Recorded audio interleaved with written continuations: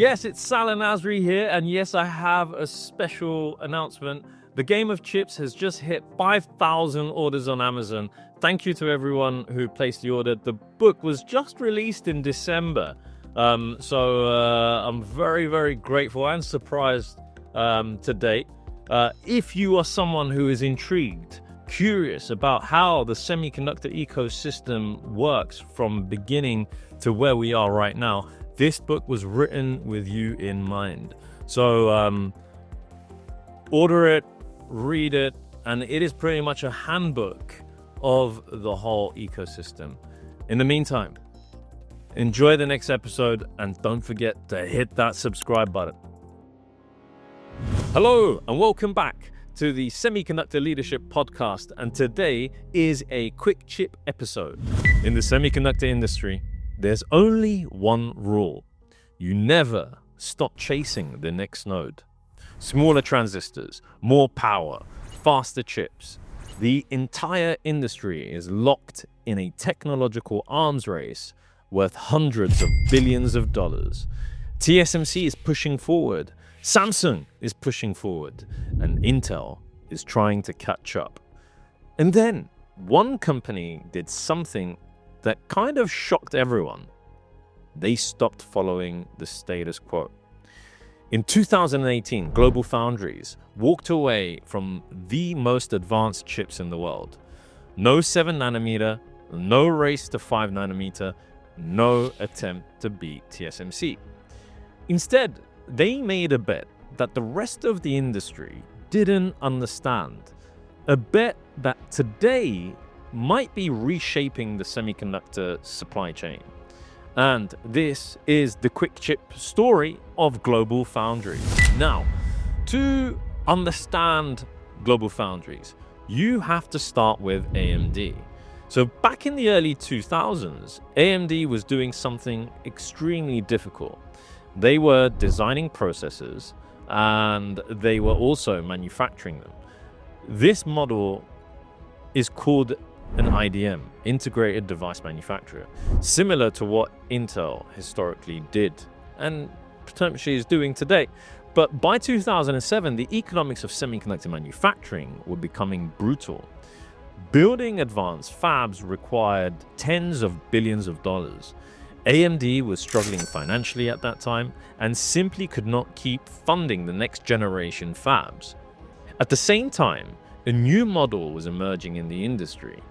Companies like TSMC were proving that pure-play foundries, which are manufacturers that only build chips for others, could scale much faster. So AMD needed a solution, and that solution came from an unexpected place, which is the attention today, Abu Dhabi. So what has Abu Dhabi, or the UAE as well, got to do with the birth of GlobalFoundries? In 2009, AMD made a historic move.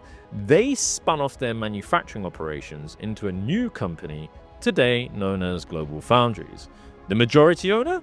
Mubadala Investment Company, which is the sovereign wealth fund of Abu Dhabi. So this wasn't just a financial investment, it was a strategic bet by the UAE to enter one of the most critical industries on earth. Mubadala invested billions to turn GlobalFoundries into a world-class semiconductor manufacturer. So over the next few years, GlobalFoundries expanded aggressively. They acquired Chartered Semiconductor in Singapore, gaining immediate manufacturing scale in Asia. They expanded their major fab in Dresden, Germany, and they also built a new facility in Malta, New York, which would become one of the most advanced fabs in the United States at the time. So for a moment, it looked like GlobalFoundries could truly challenge the industry giants, but then came a critical turning point. In semiconductor manufacturing, prestige comes from one thing: leading edge nodes. The smaller the node, so 7 nanometer, 5 nanometer, 3 nanometer, the more powerful and efficient the chips are. So TSMC and Samsung were racing ahead in this space, and GlobalFoundries was trying to keep up. But in 2018, the company made a dramatic announcement. They would stop developing 7-nanometer technology entirely. They were stepping out of the leading edge race. For many observers, this looked like surrender, but internally it was a brutally rational decision. The cost of developing leading edge nodes had, of course, skyrocketed. Each new generation required tens of billions of dollars in investment and extreme reliance on EUV lithography. GlobalFoundries decided instead to dominate a different battlefield. Now, here comes the strategic pivot. Instead of chasing the smallest transistors, GlobalFoundries focused on specialized semiconductor technologies. These include RF chips for smartphones and connectivity, power-efficient chips for automotive, secure chips for aerospace and defense, technologies critical for IoT and industrial applications, and these markets don't always require the latest nodes, but they require reliability, specialization, and long production life cycles. In other words, they require exactly what GlobalFoundries decided to focus on.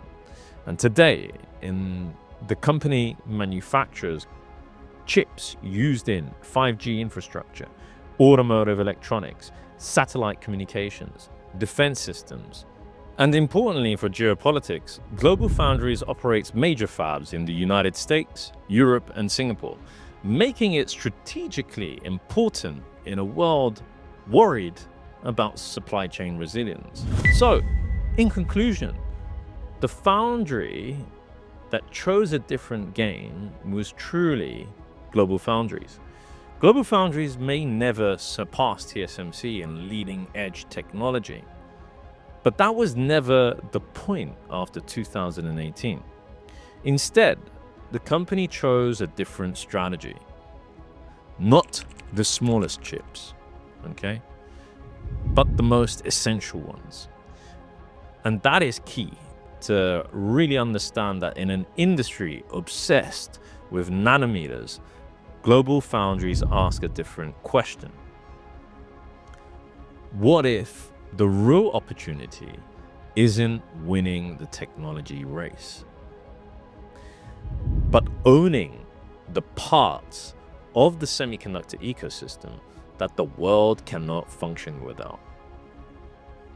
And that, in today's world of AI, electrification, and connected devices, really shows that the bet that might turn out to be one of the smartest moves in the semiconductor industry is the strategy that GlobalFoundries has taken in place. That is the story of GlobalFoundries as a whole. This is a quick chip episode. If you enjoyed the episode, please hit that subscribe button and also share it. Share the knowledge. Sharing is caring, as they say. So yeah, thank you for joining. And remember, it takes a village to raise a chip. Until then, my name is Salah Nasri, your host of the Semiconductor Leadership Podcast, and I look forward to seeing you in the next episode. Bye for now.